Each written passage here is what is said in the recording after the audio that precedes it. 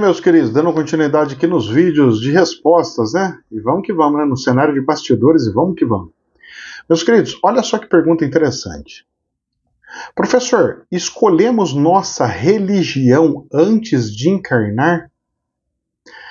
Vocês sabem que eu não sabia essa resposta. Olha que retórica bonita. E aí eu fui perguntar aos universitários, né? Ao plano espiritual.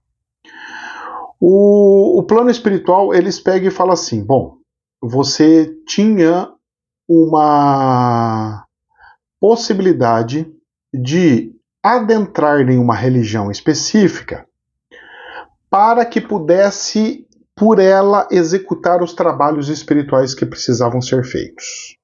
Muito bem. Aí eu pergunto e falo assim, mas então é escrito, a pessoa vai entrar naquela religião? O espiritual falou assim, não.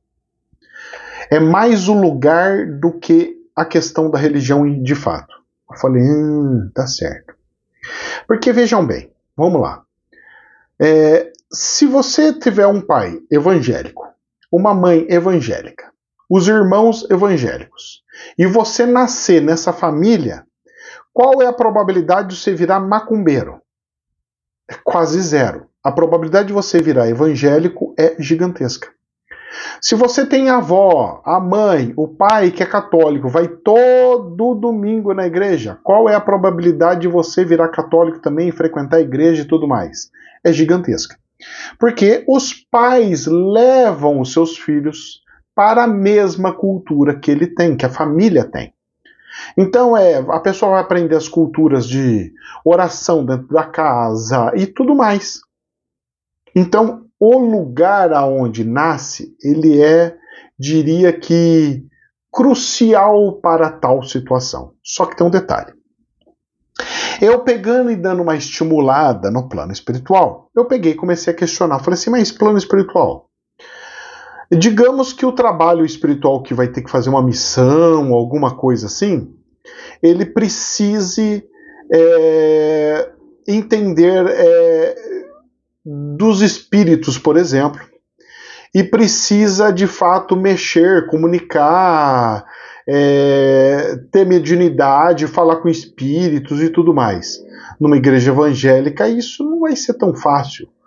Numa igreja católica não vai ser tão fácil, ele vai ter que procurar outros meios. Bom, o espiritual pegou e falou o seguinte, sim, realmente as pessoas que nascem em famílias espiritualistas, elas têm uma certa facilidade para essa comunicação dos espíritos para com ela, pois entendem melhor. Mas não é impeditivo. Nós podemos, isso é a linguagem deles, tá? Nós podemos passar as comunicações, nós podemos fazer com que as situações sejam tão graves e tão sobrenaturais que aonde ele está, na crença onde ele está, não consiga responder e nem consiga resolver. Aí vamos fazer surgir possibilidades deste frequentar e ir um lugar espiritual, no sentido de espiritualista, né? E ali ele conseguir ter as respostas que ele não tinha em outros lugares e abrir um precedente para que ele faça o que ele precisa fazer daqui um pouco por aquele lugar, por aquela banda, por aquela situação. Então, pelo que deu a entender, o plano espiritual é muito mais importante para o espiritual nascer no meio das pessoas, dos espíritos que ele precisa corrigir e afinar as questões passadas, do que uma questão de que eles são evangélicos, eles são católicos, eles são kardecistas, o que eles são.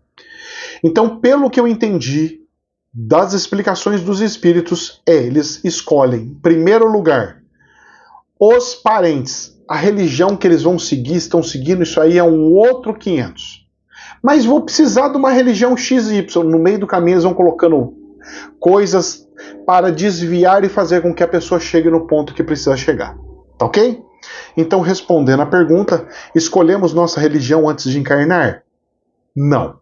Escolhemos as famílias que precisamos encarnar.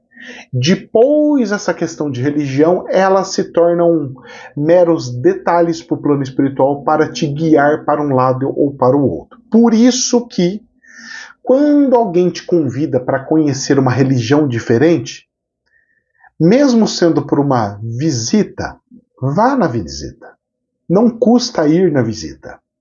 Às vezes, o que parece não muito assertivo pode abrir outras portinhas que você nem imaginava. Que Deus abençoe, jamais a verdade absoluta, somente um prisma. Namastê.